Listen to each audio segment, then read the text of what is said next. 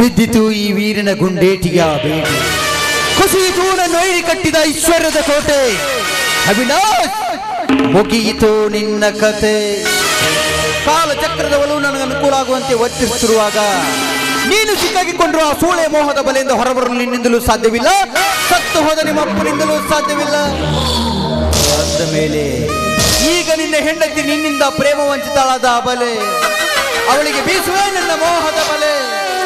ಅವಳ ನುಂಡು ಬಿಸಾಡುವೆ ಎಂಜಲದ ಎಲಿಯಂತೆ. ಓಹೋ, ನನ್ನ ಆಸೆ ಪಟ್ಟಿರೋ ಹಕ್ಕಿ ಈತ ಕಡೆನೆ ಬರ್ತಾ ಇದೆ. ಬರಲಿ ಬರಲಿ, ಇವಳನ್ನ ಸವಿ ಮಾತುಗಳಲ್ಲಿ ಪ್ರೇಮಿಸಿ ನನ್ನ ಆಸೆನ ತೀರಿಸಿಕೊಳ್ಳಬೇಕು. ಭಾರತಿ ಬಾಬಾ ಬಾಬಾ ಬಾ.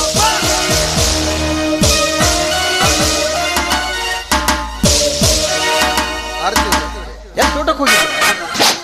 ಹೌದಣ್ಣ, ತೋಟಕ್ಕೆ ಹೋಗಿದ್ದೆ. ಅರೆ, ಇದೇನಿದು ಬಂದೂಕುದಾರಿಯಾಗಿ ಬಂದಿದ್ದೀಯಲ್ಲ? ಈ ವೇಷದಲ್ಲಿ ನಿನ್ನನ್ನು ನೋಡ್ತಾ ಇದ್ರೆ ದೇಶ ಕಾಯೋ ಯೋಧನ ತರ ತುಂಬಾ ಚೆನ್ನಾಗಿ ಕಾಣ್ತಾ ಇದ್ದೆ. ನಿನಗೇನು ಗೊತ್ತು ದೇಶ ಆಳಲು ಚಕ್ರೂರಿ ಅಂತ? ಚೇಚೆ, ನಾನೇನು ಅಷ್ಟೊಂದು ಚೆನ್ನಾಗಿ ಕಾಣ್ತಾ ಇಲ್ಲ. ನೀನು ಈ ಸೀರೆ ನುಟ್ಟು ನನ್ನ ಕಡೆ ಬರ್ತಾ ಇರೋದನ್ನ ಕಂಡ್ರೆ ಆ ಸುಂದರಿನೇ ನನ್ನ ಕಡೆ ಬರ್ತಾರ ಆಗಿದೆ.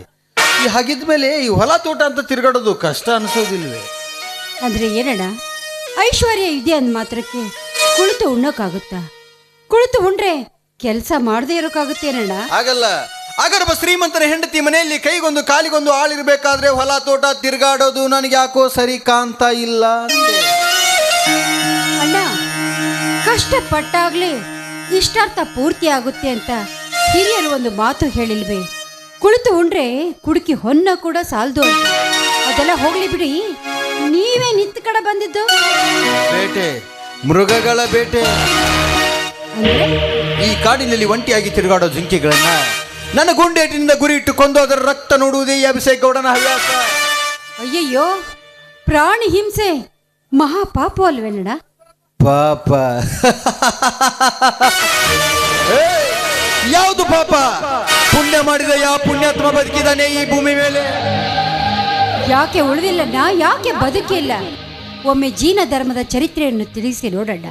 ಅಹಿಂಸೆಯೇ ಪರಮ ದೈವ ಅಂತ ತಿಳಿದ ಅವರು ರಾಜ್ಯ ಸಂಪತ್ತು ರಾಜ್ಯದ ಆಸೆಗಾಗಿ ಅಣ್ಣನಾದ ಭರತನೊಡನೆ ಮಲ್ಲಯುದ್ಧ ಜಲಯುದ್ಧ ದೃಷ್ಟಿಯುದ್ಧ ಮಾಡಿ ಸಕಲ ಅಷ್ಟ ಐಶ್ವರ್ಯ ಭೋಗವನ್ನು ಪಡೆದ ಮೇಲೆ ಇದೆಲ್ಲವೂ ನಶ್ವರ ಅಂತ ಅರಿತುಕೊಂಡ ಮೇಲೆ ಇದೆಲ್ಲವನ್ನು ತ್ಯಾಗ ಮಾಡಿ ಜಗತ್ತಿಗೆ ಬೆಳಕಾಗಲು ಶ್ರವಣ ಬೆಳಗೊಳ್ಳದ ಬೆಟ್ಟದ ಮೇಲೆ 60 ಅಡಿಯಲ್ಲಿ ನಿಂತೆಲ್ಲವೇ ಆ ಭಗವಾನ್ ಬಾಹುಬಲಿ. ಹಾಗೆ ಅವರು ಇರೋವರೆಗೂ ಈ ಸೂರ್ಯ ನಕ್ಷತ್ರ ಚಂದ್ರ ಈ ಭೂಮಿ ಇದೆಲ್ಲವೂ ಶಾಶ್ವತ ಅಣ್ಣ. ಇವಳನ್ನು ನನ್ನ ಬಲೆಗೆ ಹಾಕಿಕೊಂಡು ಬಡದಿ ತಿನ್ನಬೇಕಂದ್ರೆ ಇವಳು ಬಾಹುಬಲಿ ಉಪದೇಶ ಹೇಳ್ತಾ ಇದ್ದಾಳೆ.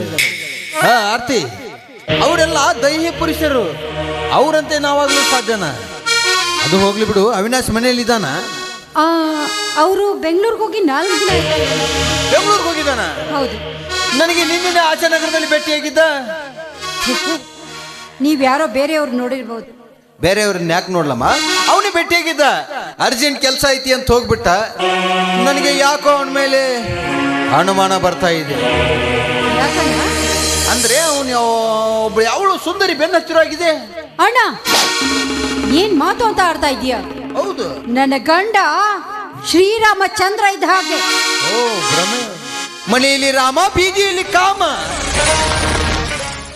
ಇವ್ರು ಯಾಕೋ ನನ್ನ ಸಂಸಾರದಲ್ಲಿ ಹುಳಿ ಹಿಂಡಲಿಕ್ಕೆ ಪ್ರಯತ್ನ ಮಾಡ್ತಾ ಇದ್ದಾನೆ. ಏನ್ ಮಾಡ್ಲಿ? ಅದು ಹೋಗ್ಲಿ ಬಿಡಿ, ಏನೋ ಹೇಳ್ತಾ ಇದ್ರಲ್ಲ. ಏನಿಲ್ಲ, ಶ್ರೀರಾಮಚಂದ್ರ ಅಂತಿದ್ದ ನಿನ್ನ ಗಂಡ. ರಾವಣ ಆದ್ರೆ ಏನ್ ಮಾಡ್ತೀಯ ಅಂದೆ. ಏನು ಮಾಡೋಕ್ಕಾಗೋದಿಲ್ಲ ಅಣ್ಣ, ಏನು ಮಾಡೋಕ್ಕಾಗೋದಿಲ್ಲ. ಒಂದು ಮಾತು ಹೇಳ್ತೀನಿ, ನೆನಪಿನಲ್ಲಿ ಇಟ್ಕೋ. ರಾಮ ಇದ್ದವನು ರಾವಣ ಆಗ್ಬಹುದು, ಆದ್ರೆ ರಾವಣ ಯಾವುದೇ ಕಾಲಕ್ಕೂ ರಾಮ ಆಗೋಕೆ ಸಾಧ್ಯನೇ ಇಲ್ಲ. ನಾನಿನ್ನು ಬರ್ತೀನಿ. ಆರ್ತಿ, ಯಾಕಣ್ಣ? ಅಣ್ಣ ಅಣ್ಣ ಅಣ್ಣ ಅಣ್ಣ ಅಣ್ಣ.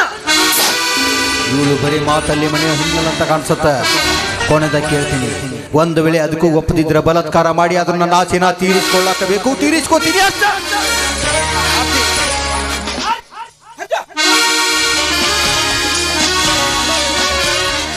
ಅವರೇ, ನೀವು ಒಬ್ಬರೇ ಯಾಕೆ ಬರಕ್ಕೆ ಹೋಗಿದ್ರಿ ತೋಟದ ಹಾದಿ ಹಿಡ್ದ? ಅದು ಅತ್ತೆಯವ್ರ ತೋಟಕ್ಕೆ ಹೋಗ್ಬಾ ಅಂತ ಹೇಳಿ ಕಳಿಸಿದ್ರು.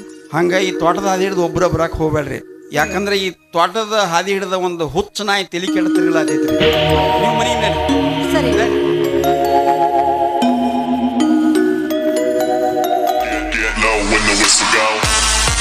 ಮತ್ತೇನ್ರಿ ಗೌರಡ್ಡ?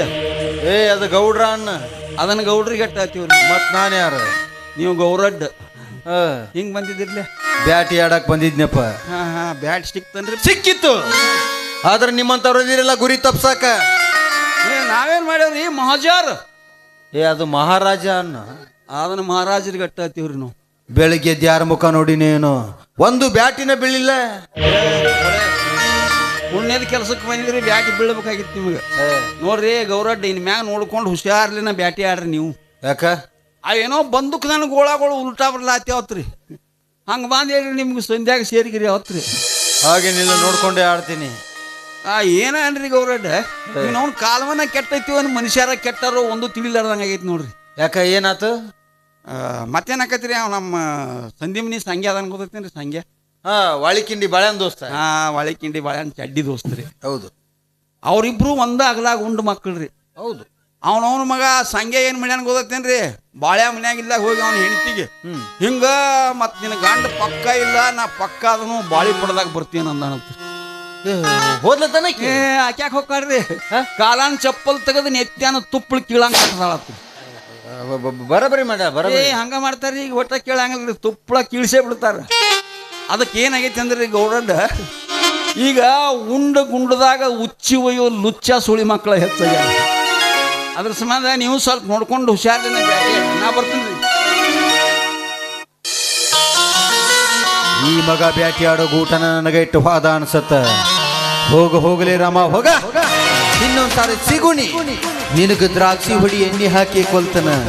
ಯಾಕ? ನಾ ಮಾತಾಡೋ ಮಾತು ಸ್ವಲ್ಪ ಬಿರುಸ ಅನಿಸ್ತೈತಿ, ಆದ್ರ ಅದ್ ಯಾವತ್ತಿದ್ರು ಕರೆನ ಇರ್ತೈತಿ. ಹೇರಾಕ ಬೇಕು.